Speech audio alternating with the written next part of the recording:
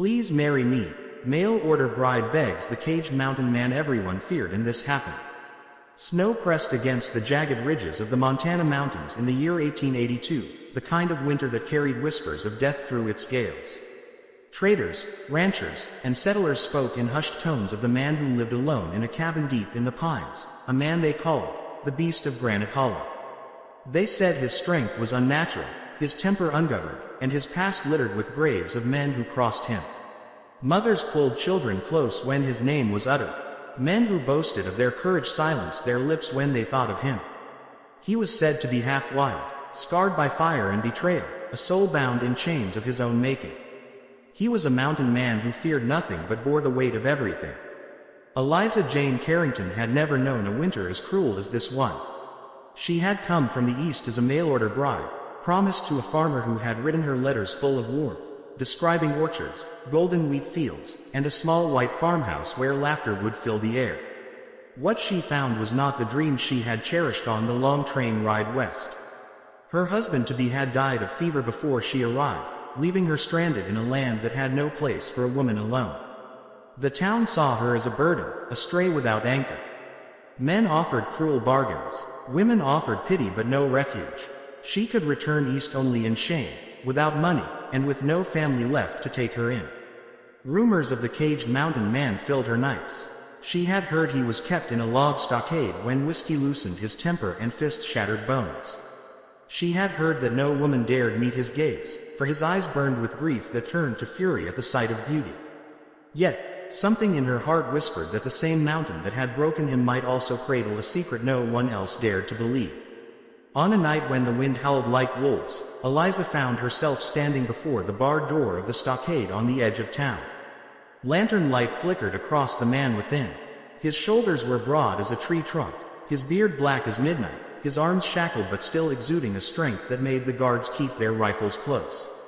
His eyes lifted, cold and unyielding, yet beneath the storm of his gaze lay a sorrow so deep it pierced through the stories others told. Eliza's hands trembled, but her voice did not falter when she spoke the words that stunned even herself. Please, marry me. The guards laughed, thinking it madness. But the man within did not laugh. His eyes narrowed, studying her, as if weighing the truth of her soul against the shadows of his own. She expected scorn. She expected rage. Instead, silence stretched, heavy as the snow outside, until at last his voice, deep and rough as stone, broke it. Do you know what you ask? I do, she whispered, though she hardly knew herself. Yet she felt it, a force that drew her to him as if the very mountain had chosen this moment. Days passed with whispers spreading through town. Some said she was desperate, others said bewitched, others still claimed the mountain man would kill her the moment he was free. But Eliza returned each day, bringing bread, speaking softly through the bars, asking nothing, offering only presence. The man, whose name she learned was Calder Holt, spoke little, but in his silence she discovered the language of pain. He had once been a husband. He had once been a father. Fire had taken his home, betrayal had taken his kin, and violence had taken his peace. The scars along his arms told the tale his lips refused. Yet with each visit, his eyes softened from stone to ember, and Eliza saw the man beneath the beast. When spring thaw came and his sentence of confinement ended, the town expected Calder to vanish back into the wild. Instead, he walked out of the stockade, his chains gone, and beside him walked Eliza, her hand slipping into his roughened palm. The sheriff muttered a warning, the townsfolk spat, but Calder's silence was a wall none dared scale. Together they turned toward the mountains. Life in Granite Hollow was not gentle. Calder's cabin was a fortress of logs, hidden by pines and cliffs, a place where silence ruled. At first, Eliza knew only the loneliness of winds and the weight of a man who kept his heart locked tighter than his doors. She worked, she cooked, she stitched, and at night she prayed. She did not beg him for love, but she offered it all the same, in the way she warmed the hearth, in the way she placed a hand on his scarred arm without fear. One night, a storm broke across the peaks, lightning striking so near the ground shook. Calder stood at the window, his breath ragged as if the thunder dragged ghosts from his past. Eliza rose, stood beside him, and placed her hand against his chest. His heart thundered like the storm itself. Let me carry some of it. she whispered. And for the first time, the caged mountain man wept. Not with the violence of rage, but with the breaking of a dam long held against the flood. He clutched her to him as though she were the last tether holding him to life. From that night, something shifted. Calder no longer spoke of death when dawn rose. He hunted not just for meat, but for her favorite herbs. He carved a chair for her from pine with his own hands, shaping it smooth though his palms bled. He sat with her in the evenings, his silence no longer a wall but a sanctuary they shared. The town, though, did not forget. Men who envied him spoke of driving him out, of tearing apart what they called an unholy union. One evening, when Eliza ventured into town for supplies, a drunkard cornered her, mocking her for binding herself to a beast. Before his hand could strike, Calder appeared, his fury a fire no chains could contain. He threw the man aside as though he were a twig, but when the mob rose, Eliza stepped between them, her voice steady, her eyes burning with truth. "You fear what you do not know," she cried. "But this man has given me more than any of you ever would. He has given me safety, and he has given me his heart." The mob faltered, for in her words was a conviction no weapon could pierce. They backed away, muttering, for even the cruelest tongue knew truth when it rang. Back in Granite Hollow, Calder took her hand that night, kneeling before the woman who had once knelt before his cage. His voice broke as he spoke. "You saved me from the wilderness of my soul. You asked me to marry you when I was nothing but chains and shadows. Will you allow me now, as a free man, to ask you the same?" Tears filled her eyes as she whispered yes, and beneath the watchful pines of the mountains that had once been his prison, they became each other's home. The beast no longer roamed Granite Hollow. In his place was a man whose chains were broken by the courage of a woman who dared to beg not for protection, not for wealth, but for love. And from the union of scarred strength and unwavering faith, a fire burned in that cabin that no storm, no winter, no whisper of fear could ever extinguish. The days lengthened with the thaw of spring, but the air in Granite Hollow carried the weight of silence that had not yet fully loosened its grip from Calder's soul. Though he had spoken the words of marriage with trembling honesty, he was still a man bound by memories that clawed at his chest like wolves in the dark. Eliza felt them each time his eyes wandered toward the shadowed ridges at dusk, each time his hand tightened around an axe or rifle, not with intent, but with the reflex of a heart that had been betrayed too often. Yet she did not flinch, did not falter. She knew storms took time to pass, even when the sun pressed against the clouds. Eliza herself was learning the language of the mountain, the way the pines groaned in wind, the way snow melted into rushing creeks that sang like 1,000 voices, the way ravens circled overhead as if guarding unseen secrets. Each dawn she rose and made bread, each dusk she sat with Calder by the fire, sometimes in silence, sometimes sharing the soft threads of her own past. Her childhood in the east, the scent of lilacs near her mother's porch, the way her father's laugh had carried across fields before death took him too early. She gave pieces of herself not as burdens, but as gifts, and slowly she saw Calder's walls yield, stone by stone. One night, as the stars spread bright as lanterns across the mountain sky, Calder spoke of his wife who had perished in fire. His voice was low, but every word carried the weight of ash and grief. He told her of a child, a daughter, who had not lived beyond the flames. His eyes stared into the fire as though seeing ghosts dance within. His hands trembled, fists clenched against the cruel truth. Eliza did not speak. She simply laid her palm against his, letting the warmth of her touch speak the vow that she would not recoil from his brokenness. For the first time, he whispered his daughter's name aloud, and Eliza whispered it back, sealing it into the sacred silence of their union. The mountain became their sanctuary, but the world beyond did not forget them. Traders who passed through carried stories of Calder's return to the wild with a woman at his side. Some called him tamed, others mocked the notion, but in every saloon his name was still whispered with caution. There were men who thrived on fear, and Calder's very existence threatened their grip on it. Among them was Nathaniel Brigg, a rancher whose cruelty was known as far as the Dakota trails. He saw Calder's presence not only as a threat but as an insult, for the town's whispers began to shift. No longer was fear of Brigg the loudest song, but fear of Calder Holt. It was Brigg who set plans into motion, whispering poison into ears, sowing doubt, stirring anger. He told men that Calder would one day strike again, that a beast did not change, only waited. He reminded them of bones broken in past fights, of eyes blackened, of lives lost. He painted Eliza not as a wife, but as a victim too frightened to speak truth. Some believed him, some did not, but in whispers, mobs are born. Eliza sensed the storm before Calder did. She saw it in the shifting glances of townsfolk when she ventured in the way supplies were offered with hesitation, in the tightening grip of suspicion that followed her down the road. One evening, she told Calder, her voice firm though fear edged her words, that danger would not come from wolves or storms, but from men. Calder listened, silent, and then nodded. His eyes darkened with the knowing that she was right. Days passed, and the mountains seemed to hold their breath. Calder began to teach Eliza not only how to tend the hearth, but how to defend it. He placed a rifle in her hands, guiding her fingers, steadying her stance. He taught her to move through the woods without sound, to read tracks, to feel the shift in the air when danger approached. She was no longer the stranded bride from the east. She was becoming the mountain's own, her courage a fire as steady as any man's. One night, when the moon was a thin silver blade in the sky, riders came. They were men Brigg had stirred with liquor and lies, carrying torches and guns, their voices raised in the drunken roar of a mob. They came to Granite Hollow not for justice, but for blood. Eliza saw the glow of flames from the ridge and woke Calder with urgency. His eyes opened, and in them was no fear, only the storm of a man who had fought shadows too long to bow now.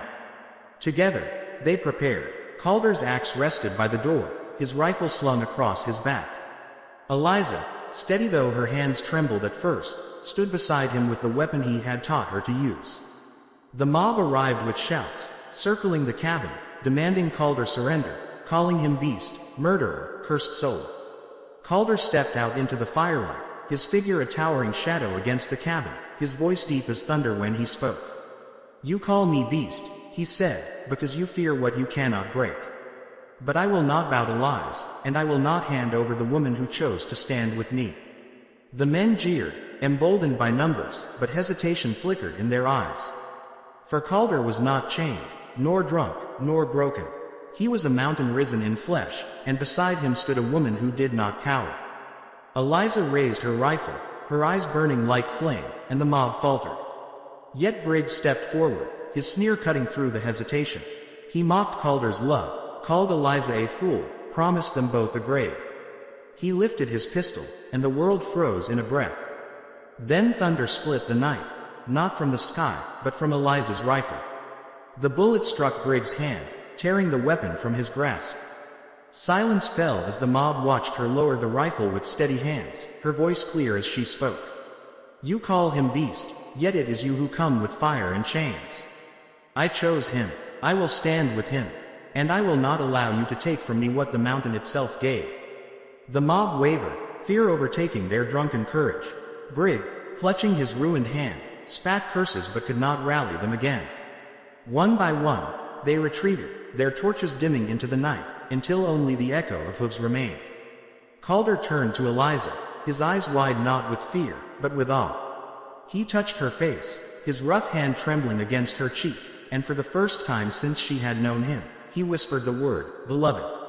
From that night, their bond was forged in iron. The mountain no longer felt like exile, but sanctuary, and their love no longer felt like defiance, but destiny. Calder worked the land, carving strength from stone and soil, while Eliza tended to the home with hands that shaped it into warmth. Together they built more than a cabin. They built a fortress of trust, a place where shadows could not destroy, a place where even the wind carried whispers of hope instead of fear. Yet fate is not without its trials. The winter that followed was harsher than any before, a storm that seemed determined to test their union. Snow buried the cabin, winds howled for weeks, and food grew scarce. Calder hunted in blizzards that froze the blood, returning with less than needed. Eliza grew thin, but her spirit never broke. She prayed, she sang softly by the fire, she reminded him with every touch that even hunger could not undo what they had. And in the darkest night of that winter, when even Calder felt despair gnaw at him, Eliza placed his hand against her belly and whispered of new life stirring within her. A child, hope, a future. Calder's breath caught, his body trembling as it struck. For years he had believed he could never again hold a child of his own, never again trust himself with the fragile miracle of life. Yet here it was, placed not in his hands, but in his heart, carried by the woman who had once begged him for marriage through the bars of his cage. From that night, no storm could defeat him. He hunted with a fury not of survival, but of love, and each time he returned, he carried not only meat but the fire of a man reborn. Eliza glowed despite the winter, her eyes brighter, her laughter softer but deeper, and Calder knew that the mountain itself had chosen to bless them. Spring broke with the birth of their child, a son whose first cry echoed through the pines like a trumpet of victory. Calder held him, his massive hands trembling, tears streaming unashamed down his scarred face. Eliza watched, her heart swelling, as the beast of Granite Hollow, the man once caged and feared, cradled their son with a tenderness that no one in town would ever believe. But Eliza believed. She had always believed, and in that belief, their story carved itself into the very bones of the mountain, a story not of fear, but of redemption, not of chains, but of love unyielding. The boy was born into the song of rushing streams and the whisper of pines. His first days carried on the mountain wind as though the earth itself had waited to breathe him into being. Calder named him Elias, after the prophet who called down fire from heaven, for in the child's cry he heard both judgment and renewal. Eliza, weary but radiant, held him close, her heart echoing with the certainty that their union had been chosen by something greater than chance. Calder moved through those early days as a man transformed, his rough hands tender in ways no one would have imagined, his eyes softened whenever they fell upon the tiny life that now depended on him. The mountains watched them, cradling their small family with both ferocity and mercy. Spring stretched into summer, and Calder built a cradle with his own hands, shaping pine logs smooth with endless patience, sanding them until the wood gleamed with a sheen like amber. Eliza lined it with cloth she had carried all the way from the east, a fragment of her past stitched now into the fabric of her new life. Elias slept soundly, his breath rising and falling in rhythm with the heartbeat of the wilderness around them. Calder hunted, fished, worked the soil with renewed fervor, but every evening he returned to the cabin not as a man seeking rest but as a father-eater for the warmth of his family. He held Elias in the crook of his arm and told him stories of the mountains, of storms survived, of wolves outwitted, of the fire that once took everything but had now given him more than he ever dreamed. Eliza listened, her heart swelling with each tale, knowing Calder spoke them as much to remind himself of survival as to plant courage into his son. But beyond Granite Hollow, the world still stirred with unease. Nathaniel Brigg, though shamed and broken-handed, had not forgotten his hatred. He spread his poison across counties, whispering that Calder was raising a family of wild blood, that no woman or child could be safe near him. Though the town had been silenced by Eliza's courage that night, whispered into storms, and it was not long before men with greed in their hearts and fear in their veins began to listen again. One late summer evening, as the sky burned with streaks of crimson, Eliza ventured into town with Elias wrapped against her chest. She sought flour, salt, needles, simple things for survival. Yet the stares that met her cut deeper than before. Women glanced and quickly turned away, men sneered, and whispers followed her like shadows. She walked with head high, her grip on her son firm, her spirit refusing to bend. But she saw in their eyes a growing resentment, a seed Brigg had planted and which now took root. When she returned to Calder and told him what she had felt, his jaw clenched, his silence heavier than stone. He had always carried himself with the strength of solitude, but now he carried the weight of protecting two souls who meant more to him than his own breath. He looked at Elias, then at Eliza, and vowed in his heart that no man's hatred would ever tear them from him. The seasons turned, and Elias grew into a boy with his father's strength in his bones and his mother's fire in his eyes. By the time he could walk, he followed Calder through the woods, his small steps determined, his laughter echoing among the trees. Calder showed him how to recognize the print of deer hooves in mud, how to listen for the call of an eagle, how to find berries that would not poison the tongue. Eliza watched them from the cabin porch, her heart a river overflowing with pride. Yet danger did not sleep. Brigg's bitterness had become obsession, and obsession turns to violence when fed long enough. He gathered men not from the town itself, but drifters and outlaws, promising them spoils if they would help him rid the mountains of Calder Holt. They came not for justice, but for greed, and one autumn night, when the wind was sharp and the moon hung pale, they set out toward Granite Hollow with rifles and torches. Eliza sensed it first. The night felt wrong, the air too heavy, the silence too still.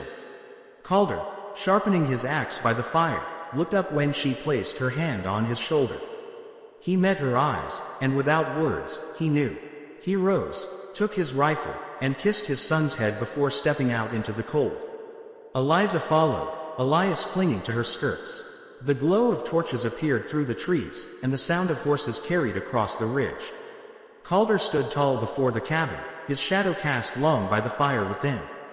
The men approached, their leader's face twisted by years of spite and scars of pride.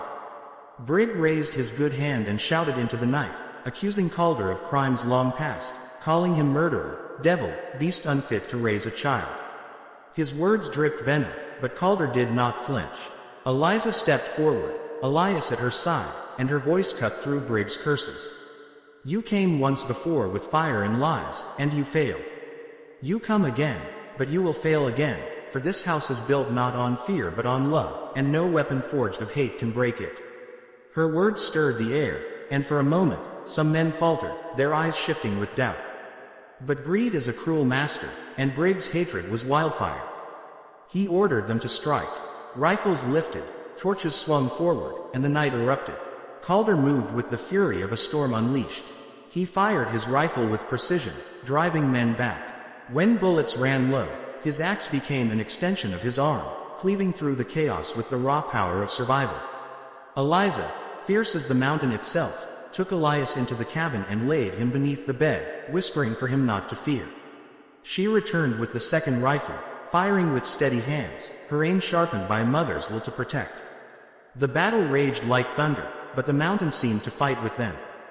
Horses reared and scattered as if sensing the fury of nature itself, and men who came with laughter fled with screams. Brigg fought harder, driven by rage alone, but even he began to falter when Calder closed in, their eyes meeting in a final clash of wills. You call me beast, Calder growled, but it is you who came with fire to destroy what you could never understand. With a final blow, he cast Brigg down, broken in body and spirit, his men scattered into the darkness. Silence fell heavy, broken only by the crackle of torches dying in the snow. Calder stood heaving, his chest rising like the bellows of a forge, and Eliza rushed to his side, her eyes wide with both relief and awe. Elias crawled from his hiding place, running into his father's arms, and in that embrace, the storm ended. The next day, word spread through the town of Brigg's defeat. Some shook their heads, some muttered curses, but others began to see the truth. Whispers changed, and slowly, the story of the beast began to shift. No longer was Calder Holt spoken only of in fear, but in respect. They said he was a man who fought not for pride, not for blood, but for his family, and in that truth, fear began to die. Years passed, and Elias grew tall and strong, his laughter a song that echoed through the mountains. Calder and Eliza aged, their love deepening like roots sinking into soil, unshaken by storm or fire.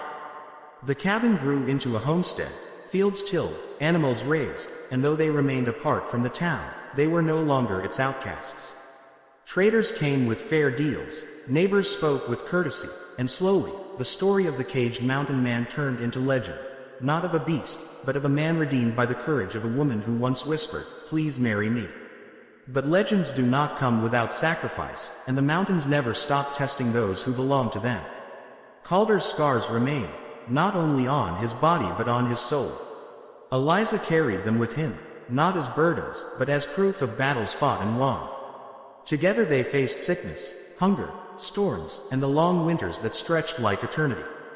Yet each time the fire burned low, their love kindled it again.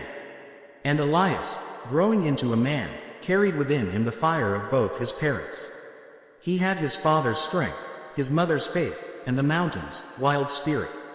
He listened to their stories, learned their scars, and built his life upon the unshakable truth that love can redeem even the most broken of men.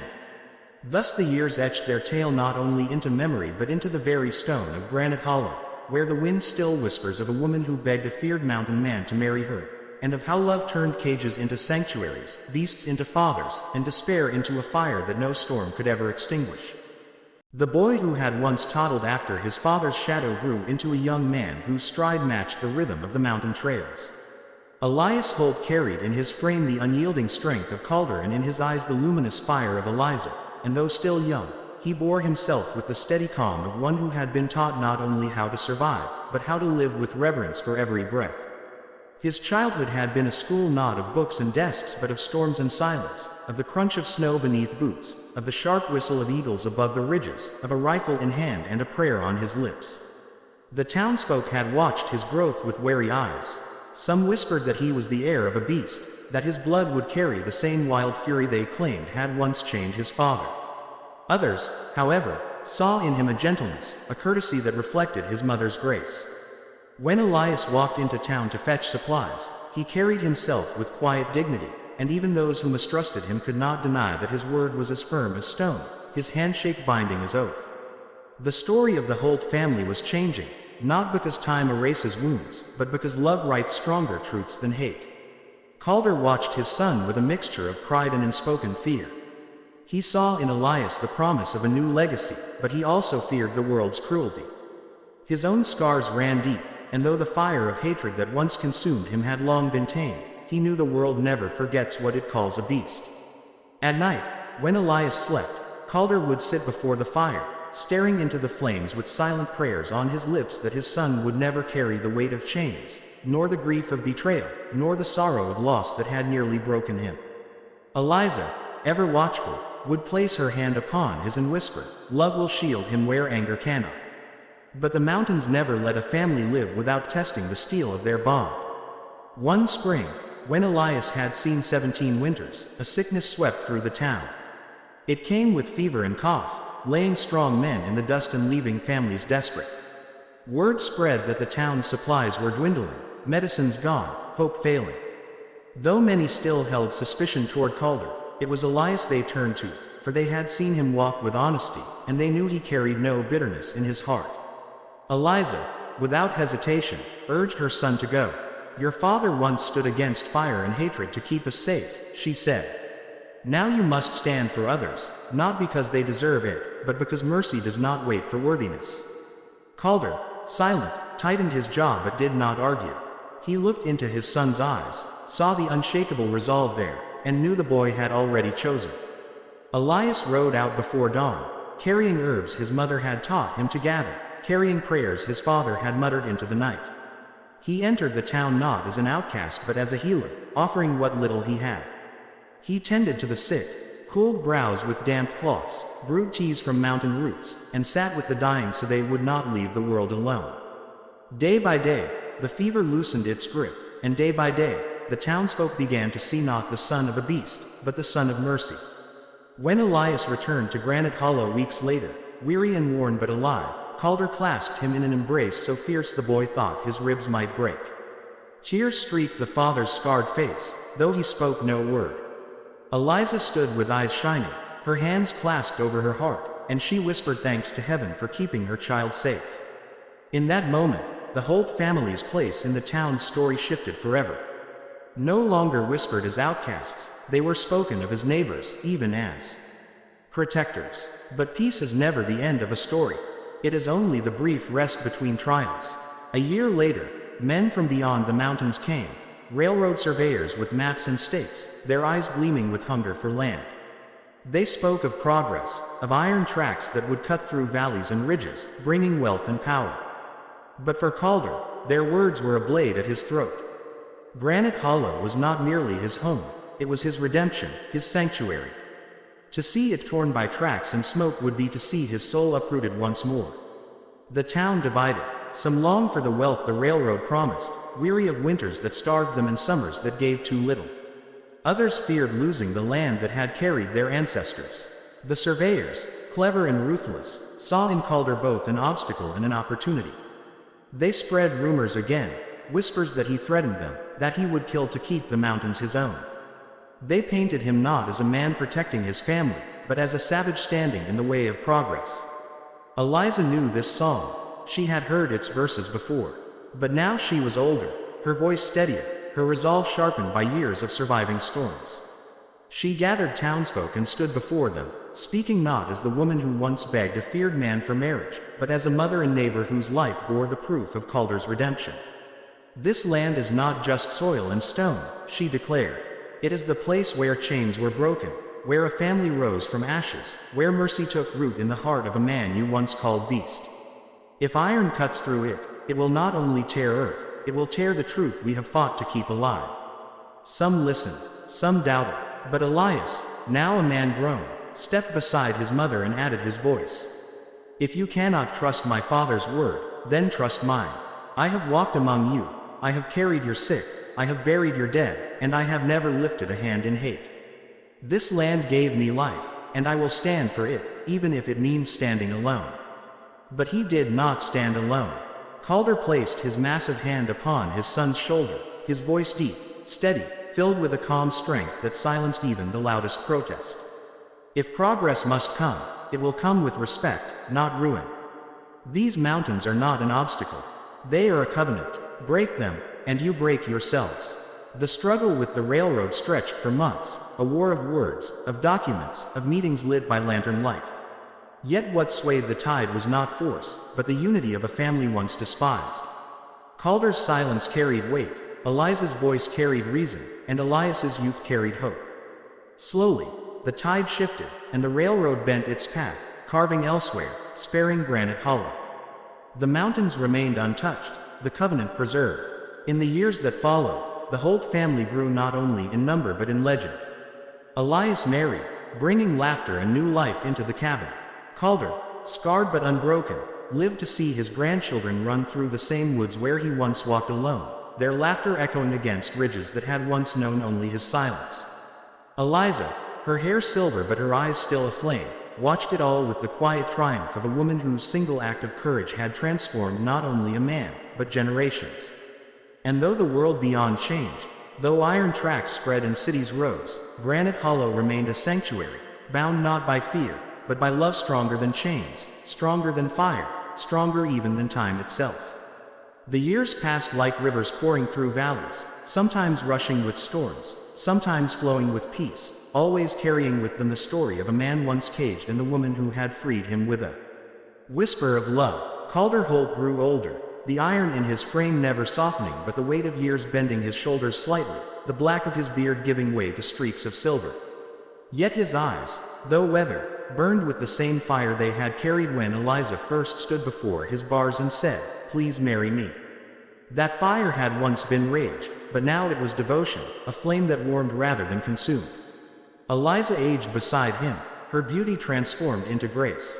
Her hair, once like dark silk, turned silver, yet her smile carried the same radiance that had steadied Calder when storms of memory threatened to drag him under. She walked the mountain paths with a gentleness that made the earth itself seem softer beneath her steps. Children from town, once warned to stay far from the beast's cabin, now came to her porch for bread, for stories, for the comfort of her touch. She was the mountain's mother as much as Calder was its sentinel. Elias grew into a man of stature and purpose, his voice calm but firm, his presence carrying the balance of both parents, his father's strength and his mother's compassion. He built a cabin of his own not far from theirs, marrying a woman whose laughter rang through the hollow like the echo of bells. Their children, Calder and Eliza's grandchildren, brought life to the land in ways neither of them had ever imagined. The hollow that had once been a place of exile was now alive with laughter, footsteps, and joy. Yet time spares no one, not even legends carved in stone. Calder's hands, once capable of felling trees with a single swing, began to ache with the weight of age. His steps grew slower, his breath heavier when climbing the ridges he had once conquered with ease. Eliza, too, felt the years pressing upon her, her body weary though her spirit never dimmed. Still, neither feared what approached, for their love had taught them that even endings were only another passage, another trail through the wilderness of eternity. One winter evening, when the fire crackled low and the snow piled high against the cabin walls, Calder sat with Eliza by the hearth. Their grandchildren slept in the loft, Elias and his wife nearby, the whole family gathered together as storms howled outside. Calder reached for Eliza's hand, his rough fingers curling around hers as though afraid to let go. "Do you remember," he said, his voice deep but softened with years, "the night you stood before my cage?" Eliza smiled faintly, her eyes reflecting the firelight. "I remember every word. You saved me," he whispered. "You looked at me, not as beast, not as murderer, not as broken, but as man. I did not believe I deserved it, but you did. And because of you, I lived again. Her hand tightened around his. And you gave me more than life. You gave me home. You gave me love. You gave me a legacy that will outlive both of us. Calder bowed his head, tears slipping down his scarred face, unashamed. If I had done nothing else, loving you has been enough. The fire popped softly, sending sparks upward like tiny stars, and silence wrapped them. In that silence was more than words could ever carry. Spring came, and with it, Calder's strength waned further. He no longer hunted far, no longer carried logs upon his shoulders. He spent more hours on the porch, gazing at the ridges that had shaped his soul. Elias sat with him often, listening to his father's stories, learning every scar, every lesson, every truth. Calder spoke not only of survival, but of redemption, of love that had healed him where no weapon could. He told Elias, "Remember this, the world may call you many names, but only love will tell you who you are." Eliza tended to him with unwavering devotion. She moved with slower steps, but her touch was still steady, her voice still the anchor it had always been. They shared each day as though it were a gift, not fearing the end but cherishing the time that remained. It was in late summer, when the air was warm and the pines thick with green, that Calder felt the final call of the mountain. He rose one morning and asked Eliza to walk with him. Slowly, arm in arm, they climbed the ridge overlooking Granite Hollow, the place where Calder had once stood alone in chains of grief and rage. Now he stood not as a beast, but as a man redeemed, a husband, a father, a grandfather. The sun dipped low, casting gold across the valley, and Calder turned to Eliza. His breath was ragged, his body failing, but his eyes glowed with peace. "If I must go, let it be here," he said. Eliza pressed her head against his chest, her tears falling freely. "I will walk with you, wherever you go." That night, Calder Holt breathed his last, his hand entwined with Eliza's, his heart stilled not by sorrow but by fulfillment. The mountains themselves seemed to mourn, the wind carrying a low song through the pines, the streams whispering farewell. The town gathered for his burial, a sight none would have believed in years past.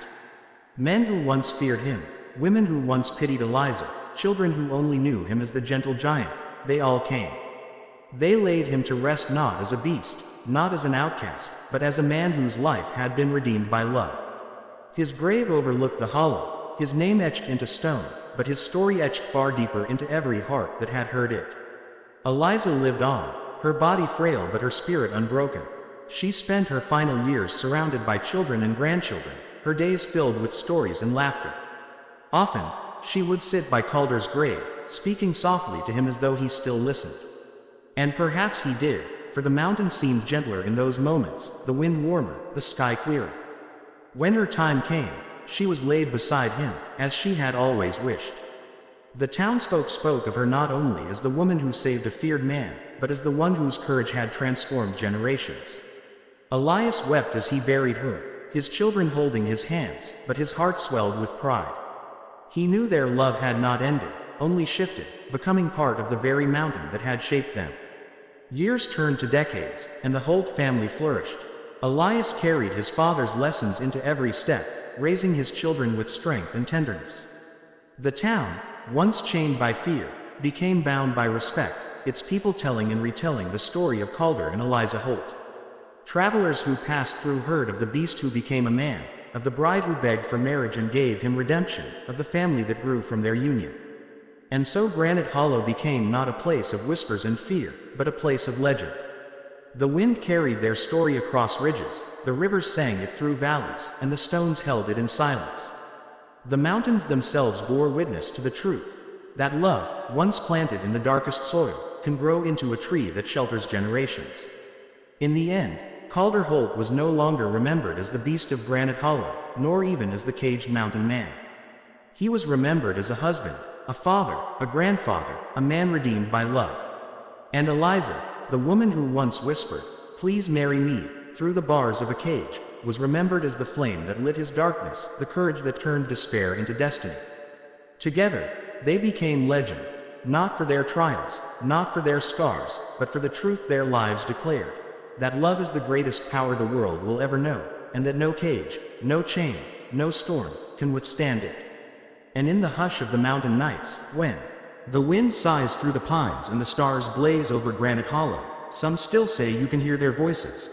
His deep as thunder, hers soft as prayer, woven together in a song that will never die.